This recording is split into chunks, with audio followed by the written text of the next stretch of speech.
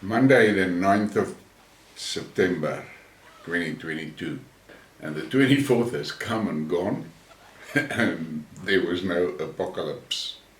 As I said previously in one of my Skidmarks, that German guy that mentioned 24th September, he had a slip. He was actually referring to 24th of February. But now let's leave that. It was a great weekend in the Lowveld. It was sunny, it was warm, summer is on its way, and we had some good rain last week.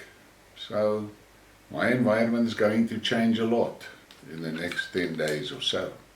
But let's stick to the things that are happening in the world, and that is most probably going to affect us all. Last week I asked a question on Twitter, and I said, asked who would be the first one to break out of the stranglehold of the EU SSR Politburo under control of Ursula von der Crazy.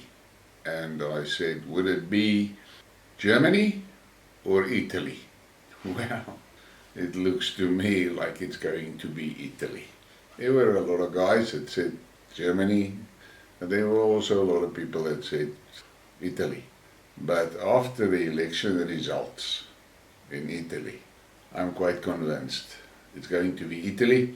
And I'm going to handle in this Skidmark, I'm going to handle this, let's call it the acceptance speech of the girl that won that election. Now take note, this is the first elected Prime Minister in Italy in a very long time. The previous ones were all installed. And I want to kick off with something that von der Crazy said on Friday. EU versus Italy. Ursula threatens citizens of Italy. We will see the result of the vote in Italy. If things go in a difficult direction, we have tools, as in the case of Poland and Hungary. Translation: we have ways of making you do as we tell you. What the fuck is that? And you want to tell me Europe is based on democracies? That is pure, unadulterated bullshit. Listen to the words of this crazy woman. But now we will see what she's going to do, because Italy did vote the wrong way. And this morning I was faced on Twitter with this cartoon, and I think it is extremely appropriate and a prediction of things coming.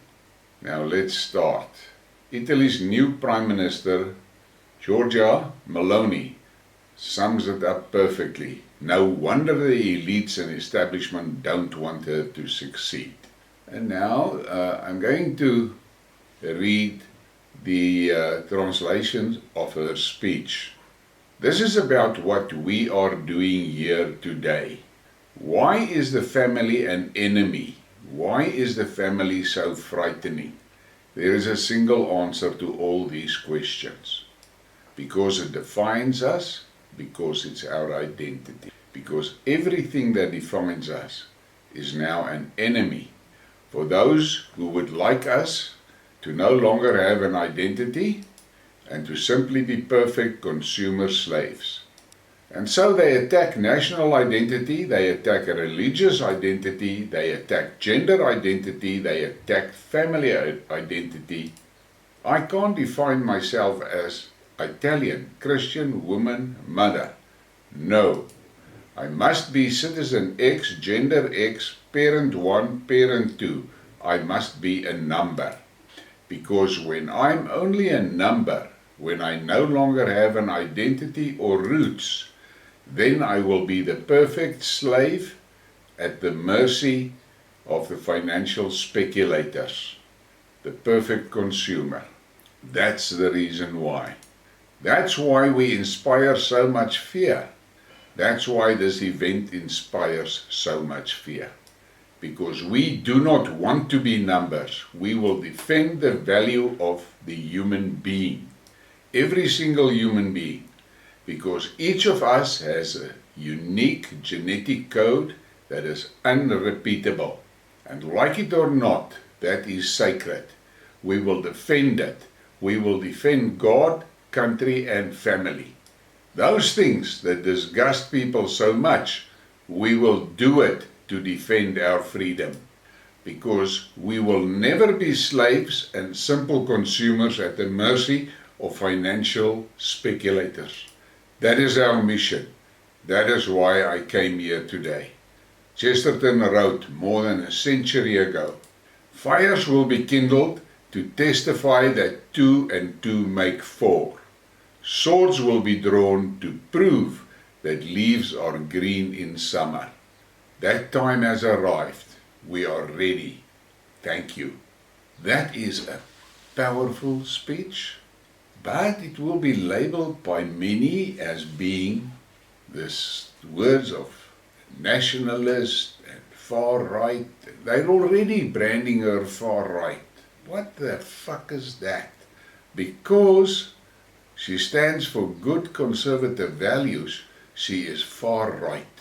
But I think the time of the libtards and the lefties is running out fast. I responded to this tweet on Twitter and I said, "Noem my maar 'n sinner. Hier kom groot kak vir Ursula van der Crazy en haar kabal in Brussels. Ek love dit. Sy moet nou net vir Putin bel." And in English it's roughly translated, "You can call me a prophet. Here come big shit for Ursula van der Crazy and her cabal in Brussels. I love it. All she must do now is to phone Putin." And let's see what this girl is going to achieve. It seems like the majority of the Italians are behind her, and times are getting tough. I saw this morning that the first cold spell for Europe is on the cards for this week, and I don't think that the average European citizen has really grasped the total nightmare that is on their doorstep.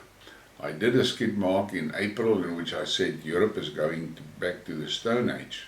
And then last week I saw all the rules and regulations that are being implemented around Europe to control the collection of firewood, and I had to laugh. Firewood collection in 2022.